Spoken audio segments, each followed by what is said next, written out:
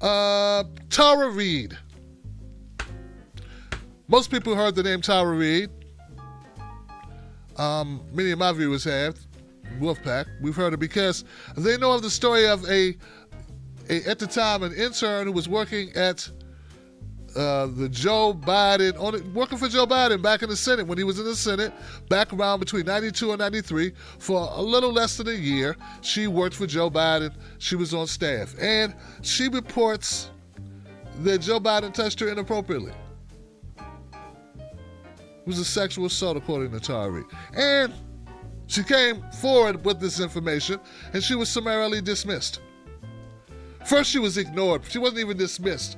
The worst treatment you can get is when they act like you don't exist, which is exactly what they did for as long as they could do that.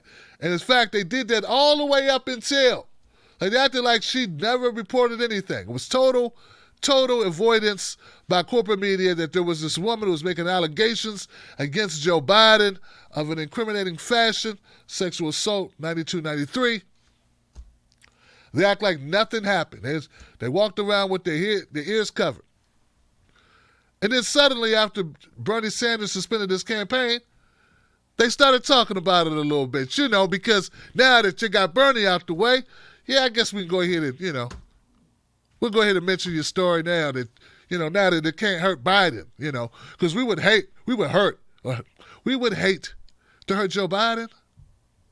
It's not what we do here. We don't want to hurt Joe Biden. We want Joe Biden to, he's our chance to defeat Trump. We gotta make sure we treat him right, man. Like, what's a little bit of, sexual assault amongst friends? What's a little bit of, inappropriate touching? It's Joe Biden. We love Joe. Jim Clyburn said, "We know Joe and Joe knows us." So hey,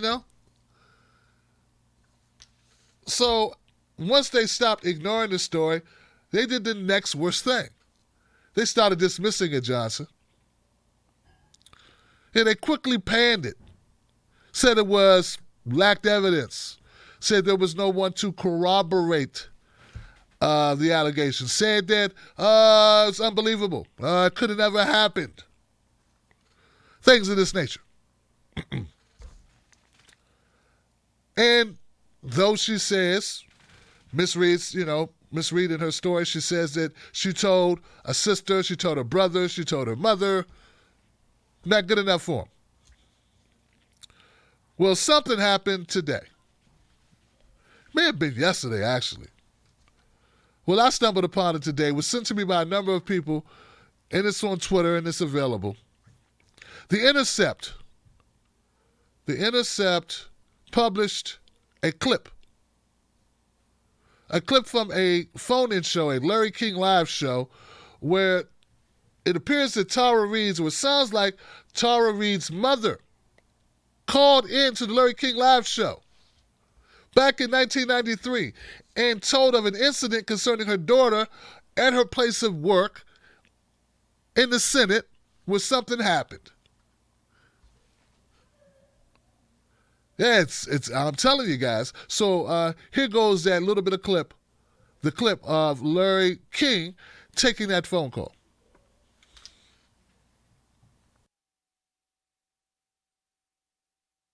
We're back. A couple more phone calls on this very important topic. Our guests are former United States Senator Howard Baker, Richard Allen, former National Security Advisor, and Lois Romano of the Washington Post. San Luis Obispo, California. Hello. Yes, hello. I'm wondering what a staffer would do besides go to the press in Washington. My daughter has just left there after working for a prominent senator and could not get through with her problems at all. And the only thing she could have done was go to the press, and she chose not to do it out of respect for him. Or she had a story to tell, but out of respect for the person she worked for, she didn't tell it. That's true. Now, but these are the people who do come to the Lois Romanos, right? The staff worker who says, I want to let you know about what's going on, either with my boss or the guy down the hall. And a lot of these people have a sense of obligation. They feel that this public official should be accountable if it's something They're wrong. whistleblowers to the press. Editor for the Slate, Joan Walsh, she put out an opinion piece. I think it was published by the Slate. Joan Walsh, very popular moderate Democrat, part of the power structure in the journalistic world. She put out an op-ed that I covered like a week ago, where she totally discredits Tara Reade, saying that she had no actual evidence, nothing that could tie Joe Biden to this in any way. And I just like to say, eat crow, Joan Walsh. Eat crow. So now what do you have to say? We have, now unless you want to pretend that, Tara Reade went back in time and fabricated a phone call, imitating her mother's voice, this is getting to be a little bit credible, don't you think?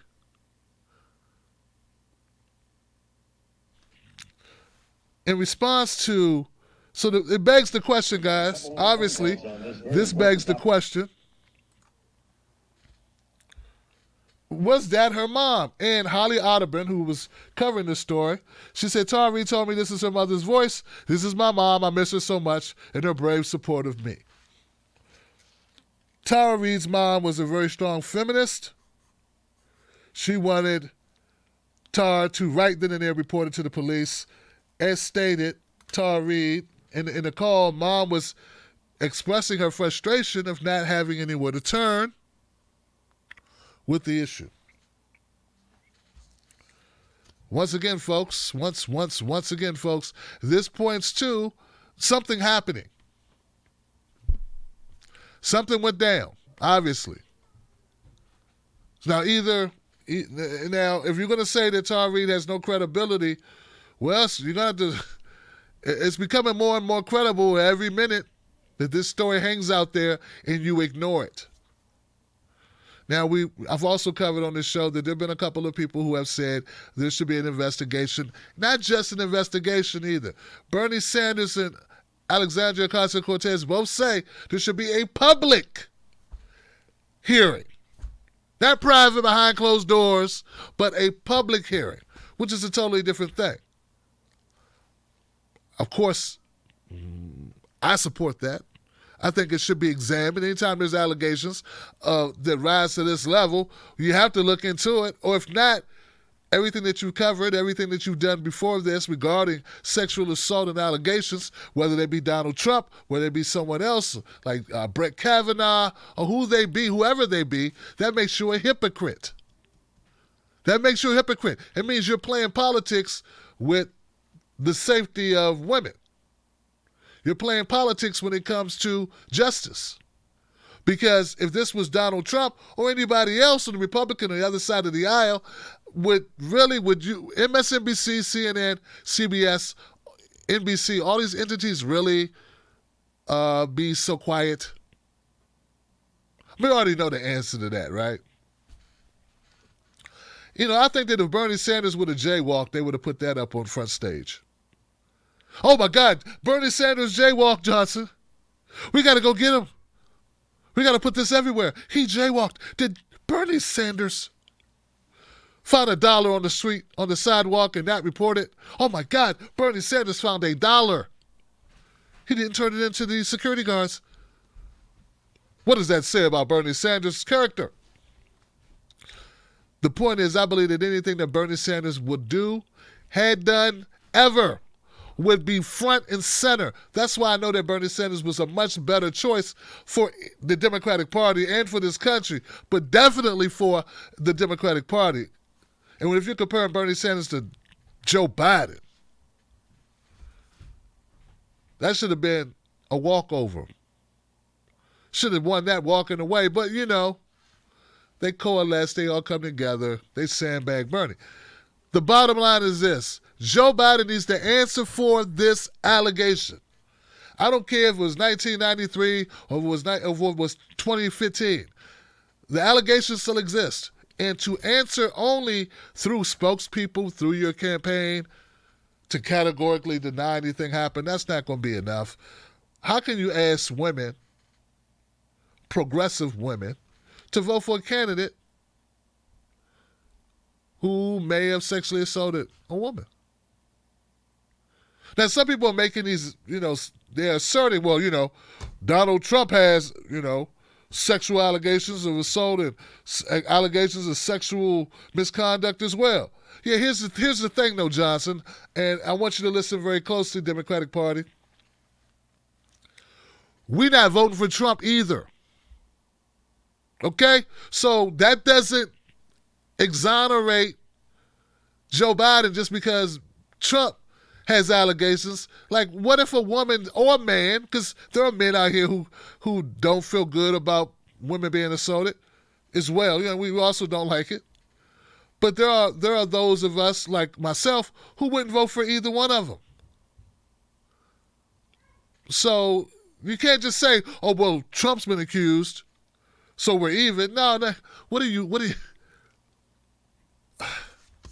So much drama in the DNC. It's kind of hard being TBTV. But somehow, some way, we keep coming back with dope-type shows every single day.